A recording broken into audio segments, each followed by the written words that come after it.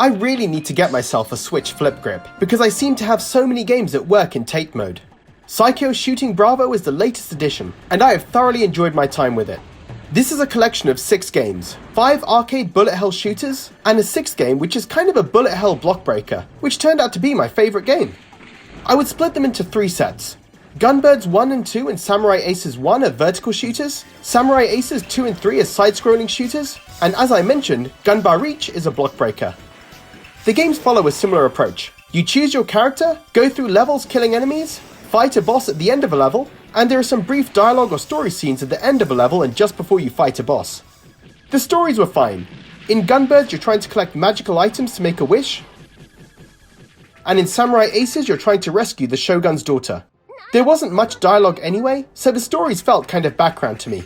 This is to be expected since these are remasters of arcade games, and you wouldn't expect to have Metal Gear style cutscenes in an arcade. The characters you can choose didn't feel particularly different in terms of controls, but their guns, bullets and bombs varied. As you go through the levels you can collect power-ups for your guns, but if you die you lose them. It was so annoying to have a fully powered up gun, getting to the final level and dying and losing all the power-ups, then getting destroyed because I couldn't kill these enemies. These are super difficult games. For most of the shooters you can choose one of 9 difficulty levels, and even on difficulty level 3 out of 9, I found the games tough.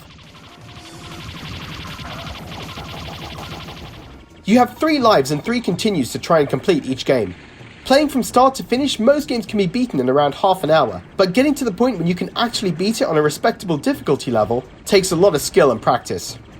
You'll encounter enemies that are total bullet sponges, especially on the higher difficulty levels, which makes maintaining a powered up gun all the more important.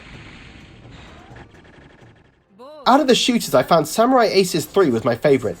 I generally prefer side-scrolling shooters anyway, and this title was clearly more polished than its predecessors. My only issue with it was the constantly shifting backgrounds, which I found distracting. Trying to concentrate on tiny bullets on the screen while the background is moving around wasn't easy. The vertical shooters had more simplistic backgrounds, but they looked good, suited the game and didn't distract from gameplay. I liked the graphics in general. These are games that are more than 20 years old, so you have to keep your expectations in check, but I like the pixel graphics.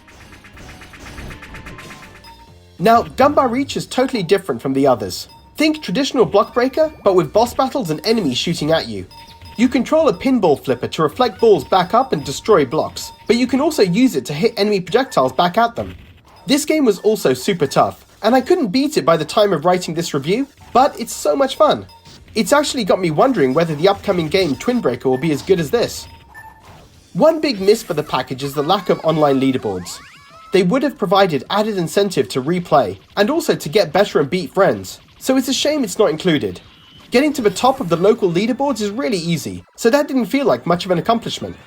Lack of online leaderboards aside, this is a really great package for fans of old school shooters, topped off with an unexpectedly brilliant and fun block-breaking game. These are tough games, but also really enjoyable and addictive. So guys, are you planning to pick up Psikyo Shooting Stars Bravo? And if you played it already, what did you think? Leave a comment below, and as always, thanks for watching.